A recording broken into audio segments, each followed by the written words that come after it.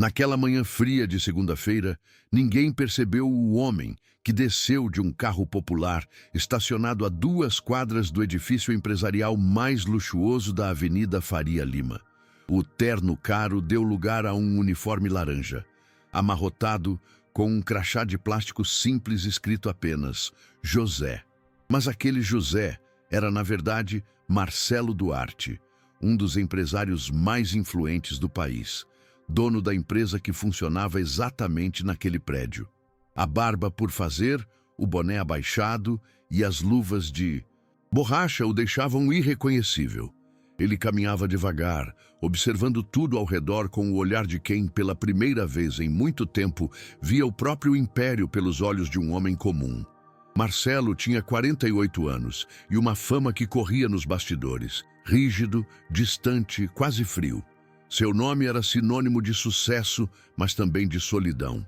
A ideia de se disfarçar havia nascido numa noite insone, depois de descobrir que parte de sua equipe o enganava, superfaturando contratos e explorando funcionários mais humildes.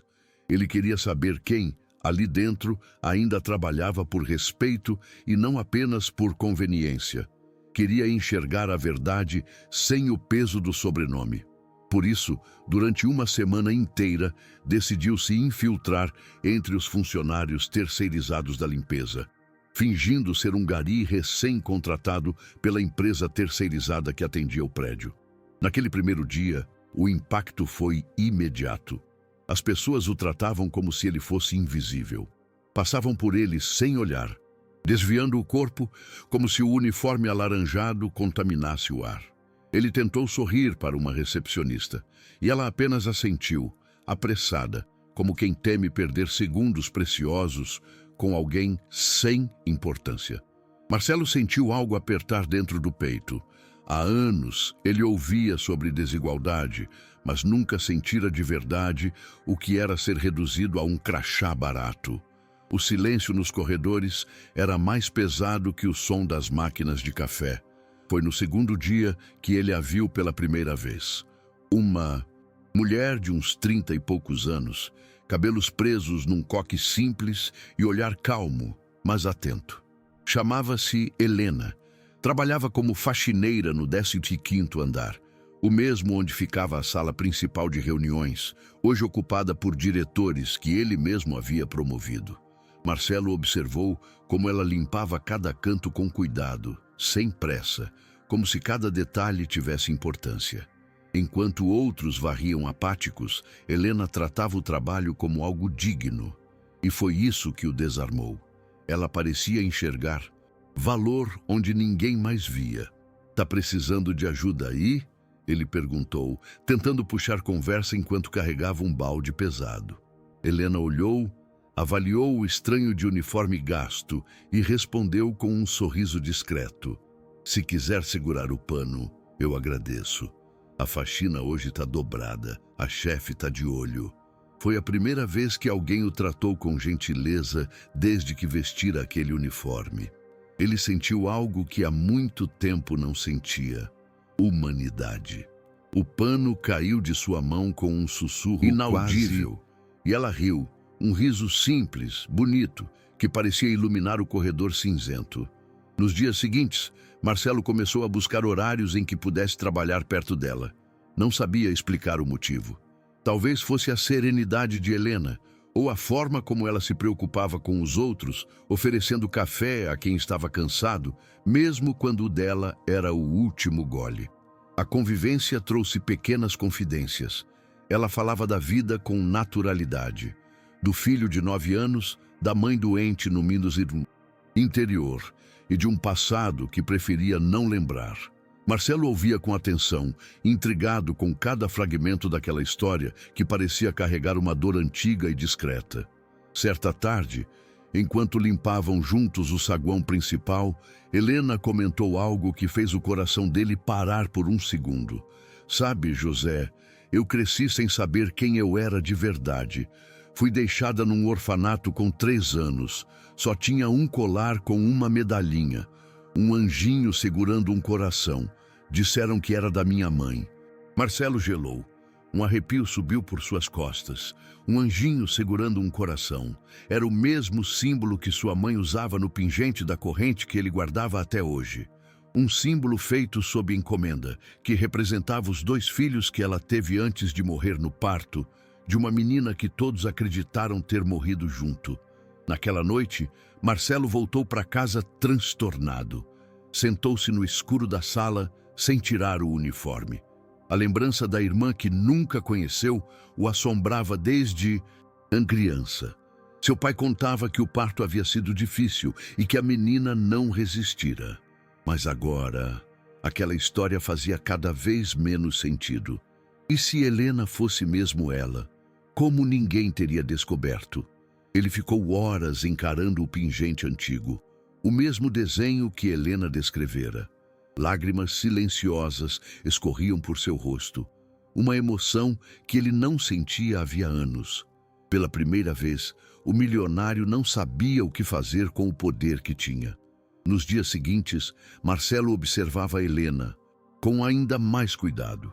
Cada gesto, cada traço do rosto, cada tom de voz parecia confirmar algo dentro dele. O mesmo olhar sereno da mãe. A mesma forma de franzir o senho ao se concentrar. Ele começou a duvidar de tudo, da história contada pelo pai, dos documentos, dos médicos.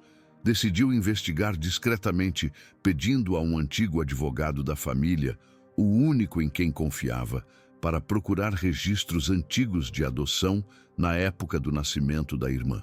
Enquanto isso, ele continuava seu papel de gari, tentando manter a calma, mas o coração batia em ritmo de urgência. Foi então que a antagonista da história entrou em cena. Vitória, diretora administrativa da empresa e braço direito de Marcelo há mais de uma década, começou a desconfiar da presença do novo funcionário. Ela sempre teve uma ambição disfarçada de eficiência e uma arrogância fria que fazia os subordinados tremerem. Vitória notou o interesse do gari por Helena e passou a observá-los com um olhar venenoso. Aquela faxineira tá se achando demais, murmurou num dos corredores, sem saber que seu comentário seria o início de uma verdade prestes a explodir. No 4º dia de disfarce, Marcelo chegou mais cedo do que de costume. O céu ainda estava cinza e o cheiro de café recém-passado invadia o hall. Helena estava lá, dobrando panos e organizando produtos de limpeza. "Hoje você chegou antes do sol, hein?" Ela brincou, sem imaginar que ele tinha passado a noite em claro, inquieto. Ele sorriu sem graça, tentando esconder o cansaço. "Tem coisa que a gente precisa ver com outros olhos", respondeu. Helena assentiu, sem entender direito, mas o olhou com ternura. Aquele olhar calmo que parecia atravessar qualquer máscara. Enquanto isso, Vitória continuava observando. Havia algo em José que a incomodava profundamente. Ele não se comportava como os outros. Tinha um jeito contido, atento, e falava pouco, mas com firmeza. Ela começou a investigar, puxando o histórico da empresa terceirizada e vasculhando os nomes dos novos contratados, quando descobriu que José Ferreira não constava nos cadastros antigos, seu instinto de sobrevivência despertou. "Tem algo errado aqui", pensou, enquanto olhava pela janela da sala envidraçada o homem que varria o pátio com serenidade quase elegante. Aquela calma a irritava. No 5º dia, Marcelo e Helena foram designados para limpar o salão de eventos, um espaço amplo, cheio de tapetes caros, espelhos e vasos de cristal. Enquanto trabalhavam, ela comentou: "Sabe o que é engraçado? Tem gente aqui dentro que passa por mim todo dia e nunca olhou no meu rosto, mas você olha diferente, como se me conhecesse." Ele travou por um segundo. O pano parou no meio do movimento. "Talvez eu só tenha aprendido a olhar de verdade agora", respondeu. O silêncio que seguiu foi denso, quase palpável. Helena sorriu de leve, mas seus olhos ficaram úmidos, como se algo nela reconhecesse aquele sentimento. Naquela mesma tarde, Vitória desceu de salto firme até o térreo e chamou Helena para uma conversa rápida. O tom era cortante. Tenho percebido que você anda muito próxima de um dos garis. Espero que saiba manter seus limites. Helena ficou sem entender. Estamos apenas trabalhando, Dona Vitória. A mulher cruzou os braços, o perfume caro dominando o ar. Pois eu espero que continue assim. E só para constar, esse José aí não me cheira bem. Fique esperta. Helena apenas baixou a cabeça. Sentiu o coração apertar, mas não respondeu. Ela estava acostumada a ser subestimada. O que não sabia era que, dessa vez, havia algo muito maior em jogo. À noite, Marcelo ligou discretamente para o advogado. Você conseguiu alguma coisa sobre os registros antigos de adoção entre 1989 e 1990? Do outro lado da linha, a voz do homem soava preocupada. Consegui, sim, mas o caso é mais confuso do que parece. Há um registro de uma menina que sobreviveu ao parto, mas que foi entregue a um abrigo por um intermediário do hospital. O nome da criança era Helena Duarte. Marcelo ficou em silêncio. O som do próprio coração parecia ecoar no telefone. Helena Duarte, repetiu com a voz embargada. O advogado confirmou.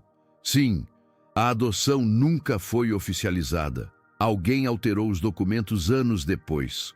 A confirmação caiu sobre ele como um raio silencioso. Helena era sua irmã, não restava dúvida. Marcelo fechou os olhos e levou as mãos ao rosto, tomado por um misto de alívio e dor. Quantos anos haviam sido roubados deles? Quantas vezes ele passou pela rua sem saber que sua única família ainda vivia, lutando, limpando os pisos de sua própria empresa? A injustiça o feriu como uma lâmina invisível. Decidiu que precisava contar a verdade, mas sabia que não podia fazê-lo de qualquer jeito. Primeiro, precisava entender quem havia se beneficiado daquela mentira, e todos os indícios apontavam para dentro da própria empresa.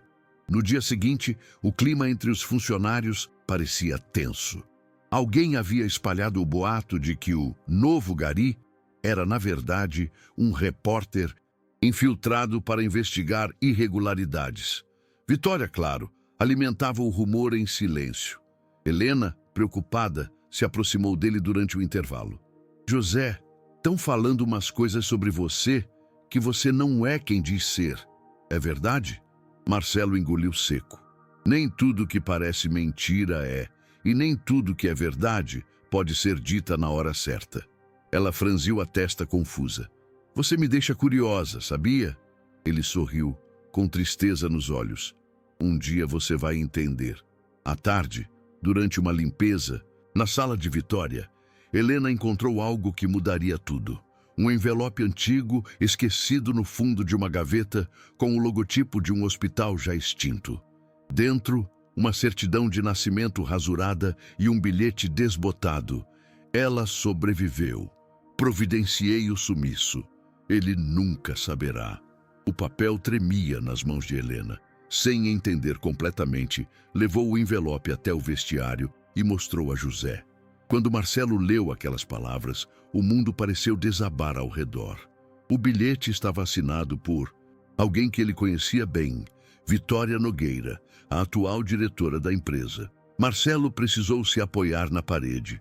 O chão parecia se mover sob seus pés.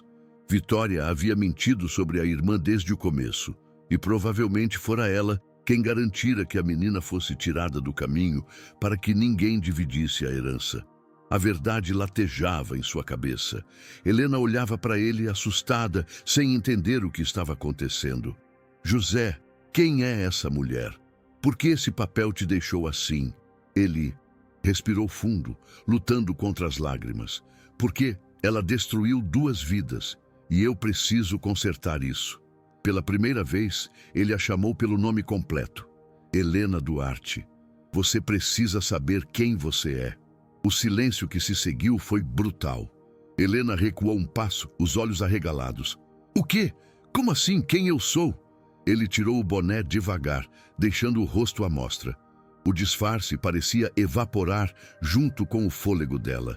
Meu nome não é José, é Marcelo Duarte. Sou dono desta empresa e seu irmão. O pano que ela segurava caiu no chão com um estalo seco. As lágrimas vieram antes das palavras. Isso é uma piada cruel? Sussurrou. Ele negou com a cabeça, os olhos marejados. Eu procurei por você a vida inteira, e agora que te encontrei, tudo faz sentido. Helena não conseguia respirar direito. As paredes do vestiário pareciam girar. O homem que, até aquele instante, dividia panos e baldes com ela, era o dono da empresa. E mais do que isso, era seu irmão. Marcelo Duarte. Não pode ser, murmurou tremendo. Ele deu um passo à frente, hesitante, como se cada centímetro do espaço entre eles fosse uma ponte frágil sobre o passado. Aquela medalhinha que você tem, com um anjinho segurando um coração, era o símbolo da nossa mãe.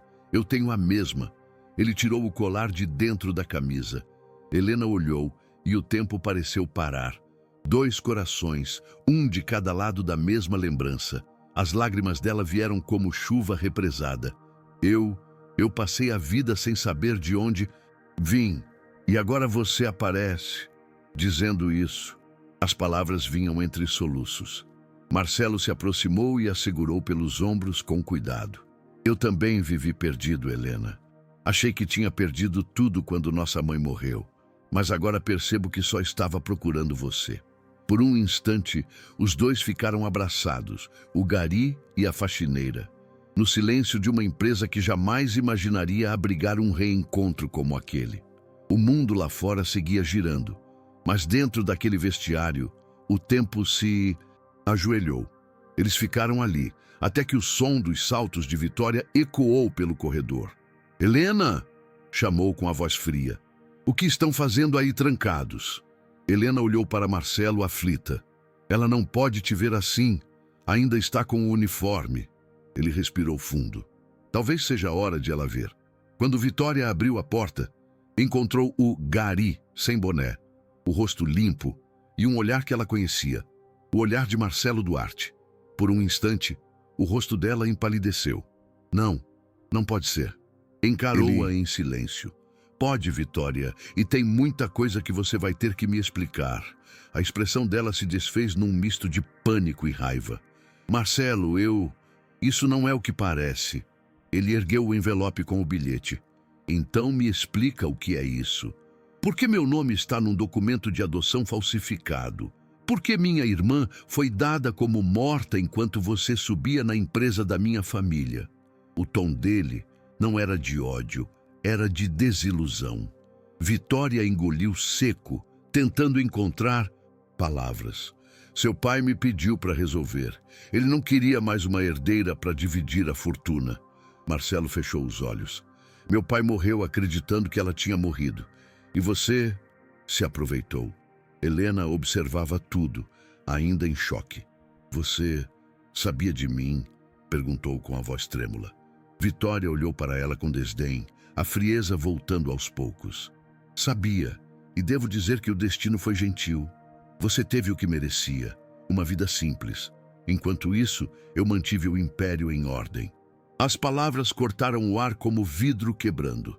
Marcelo sentiu um nó subir pela garganta. "Você roubou a infância dela, a minha também, tudo por ambição." Vitória cruzou os braços altiva. "E você acha que teria chegado onde está se tivesse mais um fardo para carregar?"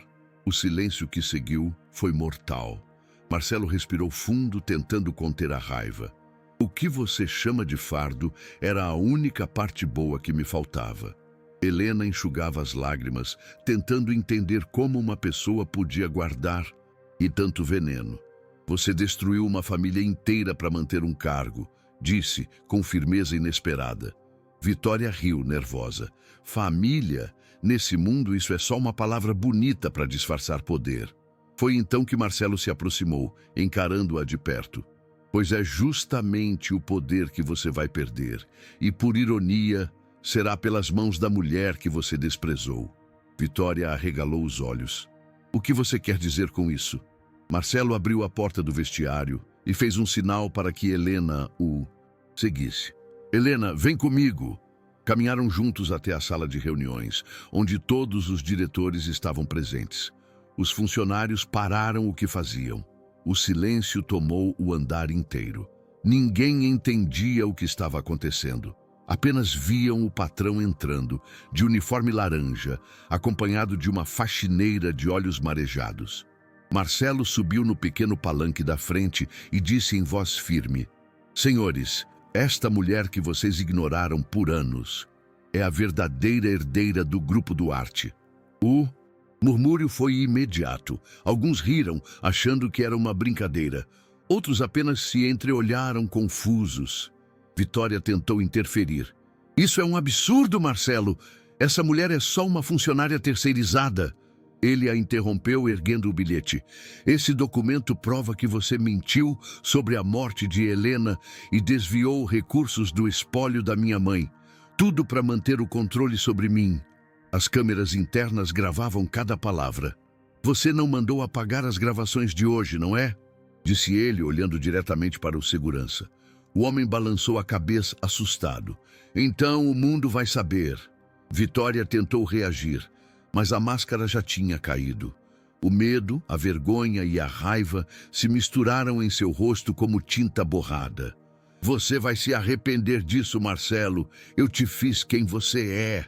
Ele respondeu com a voz serena, mas firme. Não, Vitória.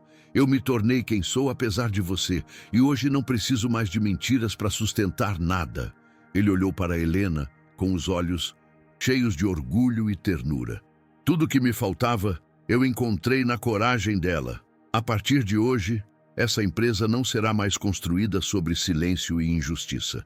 Helena, ainda tremendo, olhou para todos à volta. Rostos que antes mal a notavam. Agora, todos a observavam com uma mistura de respeito e espanto. Eu não sei administrar impérios, ela disse, a voz trêmula, mas sei o que é trabalhar com dignidade. Se essa história servir para alguma coisa, que sirva para lembrar que ninguém é menor por causa do uniforme que veste. As palavras dela ecoaram pela sala, sinceras, firmes, transformando aquele momento em algo quase sagrado. Marcelo segurou a mão da irmã, e pela primeira vez em muitos anos, ele sentiu paz.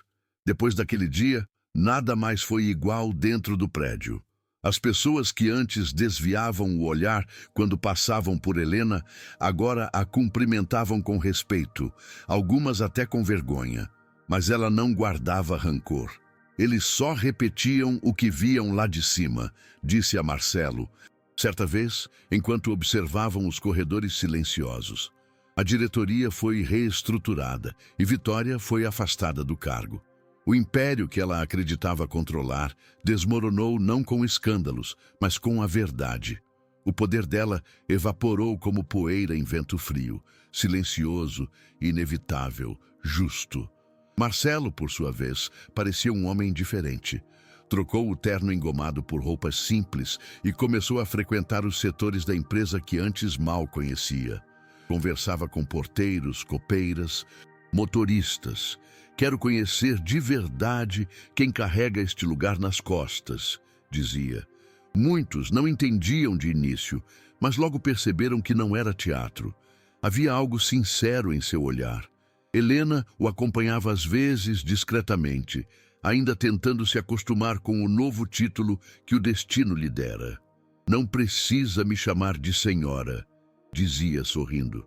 Eu continuo sendo a moça da limpeza, só que com um sobrenome a mais.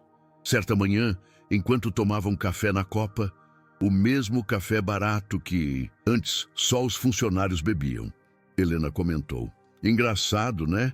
A vida me tirou tudo, mas depois devolveu o que eu nem sabia que existia. Marcelo assentiu, olhando para a xícara fumegante. Talvez a vida não devolva, talvez ela ensine. Eu aprendi mais varrendo aquele chão com você do que em todos os anos de reunião. O silêncio que se seguiu foi leve, diferente do de antes. Era um silêncio de paz, de entendimento. Como se finalmente ambos tivessem encontrado um lugar onde o coração pudesse descansar. Mas o passado ainda precisava ser resolvido. Marcelo recebeu a notícia de que Vitória havia tentado fugir do país, levando documentos falsos e parte do dinheiro desviado. Ele não sentiu raiva, apenas cansaço. Deixa a justiça fazer o que tem que ser feito, disse ao advogado. Eu já recuperei o que realmente importava. Helena, ao saber, apenas fechou os olhos e respirou fundo. Ela me tirou de uma vida que poderia ter sido outra, mas se eu tivesse crescido ao seu lado, talvez não. Fosse quem sou hoje. Havia sabedoria nas palavras dela, uma aceitação serena que transformava dor em aprendizado. Os dias passaram devagar, com uma calma quase nova. Helena voltou a trabalhar, mas agora como coordenadora de bem-estar dos funcionários, um cargo criado por Marcelo para garantir que ninguém mais fosse tratado como invisível. Ela fazia questão de almoçar com os antigos colegas, rindo das piadas, ajudando nas tarefas quando precisava. Eu sei de onde vim e é de lá que vem minha... E o força, dizia.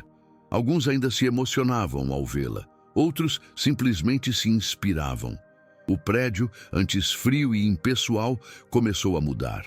Era como se cada gesto simples reacendesse uma humanidade esquecida. Uma tarde, Helena e Marcelo decidiram visitar o abrigo onde ela havia crescido. O lugar era pequeno, com paredes descascadas e cheiro de sabão em pedra. As crianças corriam pelo pátio com alegria inocente. Helena observou cada rosto, lembrando-se de si mesma, pequena e sozinha, esperando que alguém voltasse. Ninguém deve crescer sem saber quem é, disse emocionada. Marcelo, com os olhos marejados, prometeu financiar a reforma do abrigo. Mas sem ostentação. Quero que esse lugar tenha o que precisa, não o que impressiona. Ela sorriu. Agora você está começando a falar como gente de verdade. Durante o caminho de volta, o trânsito da cidade parecia menos caótico. Você já reparou, disse Helena, olhando pela janela, que quando a gente encontra o que faltava dentro da gente, até o barulho do mundo fica mais silencioso? Marcelo sorriu. Reparei sim. O silêncio agora não assusta mais. Ele só me lembra que a vida, de vez em quando, é boa. A tarde caía sobre os prédios, tingindo tudo de dourado. O mesmo tom suave da primeira vez em que ele a viu, limpando o 15º andar. Mas agora, aquela luz não parecia distante. Parecia casa. Com o tempo, Helena descobriu que tinha talento para escutar. Funcionários iam até ela para desabafar, pedir conselhos, contar histórias. Às vezes, as pessoas só querem ser ouvidas, dizia. Marcelo a observava de longe, orgulhoso, percebendo que a irmã possuía uma força que o dinheiro jamais poderia comprar. Você sempre teve esse dom, comentou certa vez. Não, eu só aprendi a ver o que os outros não olham, respondeu ela. E talvez fosse isso mesmo, a capacidade de ver o invisível, de reconhecer humanidade nas pequenas coisas, era o verdadeiro dom que havia unido os dois. Numa sexta-feira, fim de expediente, Helena foi até a antiga sala de Marcelo. O lugar ainda tinha o cheiro de madeira e o brilho do vidro refletindo a cidade. Ela ficou ali, parada, olhando o horizonte. Engraçado, quando eu limpava essa sala, eu sonhava em saber como era ver a vista daqui. E agora que estou aqui, percebo que o que importa não é a vista, é com quem você divide o olhar. Marcelo se aproximou e colocou a mão no ombro dela. E eu passei anos olhando para a vista errada. Os dois riram, e o riso soou leve, sincero, como um novo começo. No final daquele mês, a empresa organizou uma confraternização simples, sem luxo, sem discursos ensaiados. Helena foi homenageada por todos, mas o que a emocionou de verdade foi ver os funcionários de uniforme no centro do salão sendo aplaudidos de pé. Marcelo pegou o microfone e disse: "Não existe trabalho pequeno, existe coração grande, e este prédio só continua de pé por causa deles." Helena enxugou uma lágrima teimosa, e ao abraçá-lo diante de todos murmurou: "A vida demorou para nos juntar, mas agora não tem mais o que separar." Ele respondeu baixinho: "Nunca mais." Depois da confraternização, a noite caiu sobre a cidade com um ar diferente. As luzes dos prédios refletiam nos vidros como pequenas constelações, e Marcelo ficou ali, na varanda da cobertura, observando o movimento lá embaixo. Helena se aproximou com 2 xícaras de chá. "Você trocou o vinho pelo chá?" brincou ela. Ele riu. "Tô aprendendo a apreciar o simples." Ficaram em silêncio, olhando a cidade que nunca dormia. Naquele instante, mas ela parecia repousar também. Não havia pressa nem peso, apenas a sensação de que o tempo finalmente estava do lado deles. Nos dias seguintes, a vida voltou ao seu compasso, mas nada era igual. Marcelo continuava dirigindo o próprio carro, parando para conversar com os garis, os jardineiros, os entregadores. "Eles me lembram de onde vim de verdade", dizia. Helena, por sua vez, visitava o abrigo todos os fins de semana, levando brinquedos, livros e histórias. As crianças a chamavam de tia do coração. Às vezes, ela contava contos inventados, outras vezes, histórias reais, de irmãos que se reencontraram quando o mundo já não acreditava mais. E em cada palavra havia um pedacinho da vida que ela recuperou. Uma tarde, chovia forte. Helena e Marcelo estavam em casa ouvindo o som da chuva batendo nas janelas. "Engraçado como a vida é parecida com a chuva", disse ela pensativa. "Cai de qualquer jeito, molha o que tem que molhar, mas sempre deixa o ar mais limpo." Depois, ele sorriu olhando para a irmã. "E tem gente que passa a vida reclamando da água, sem perceber que é ela que faz tudo florescer." O riso deles se misturou ao som da chuva, suave e sincero. Era como se cada gota lavasse os anos perdidos, não para esquecê-los, mas para transformá-los em raiz. Com o tempo, o nome Helena Duarte passou a circular nas redes sociais. Jornais contavam a história da faxineira que se revelou herdeira de um império. Mas o que chamava a atenção era outra coisa: a de sua humildade. "Continuo acordando às 5, dizia em entrevistas, porque tem coisas que o dinheiro não compra. O sossego de dormir com o coração limpo é uma delas." Marcelo evitava os holofotes, mas observava com orgulho discreto. "Ela é o melhor que esse sobrenome já teve", confidenciou a um repórter. E pela primeira vez parecia acreditar em cada palavra. Vitória foi condenada por falsificação e desvio de bens. Enviou uma carta manuscrita a Marcelo pedindo perdão. Ele leu em silêncio.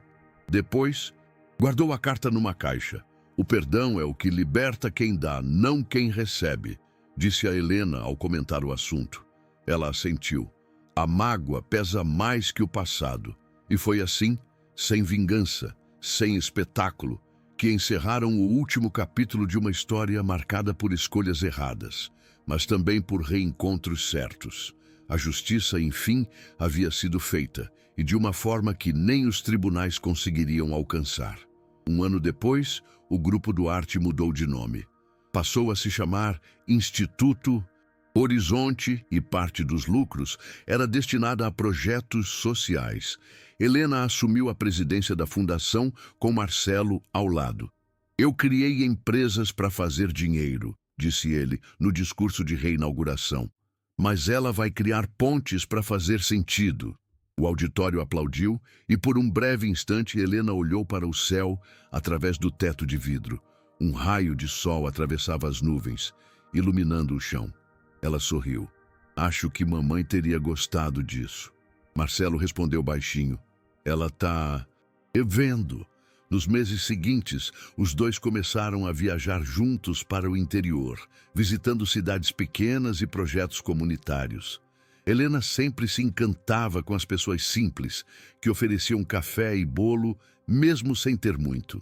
"Essas mãos gastas são as mais ricas do mundo", dizia. Marcelo aprendeu a escutar mais e falar menos.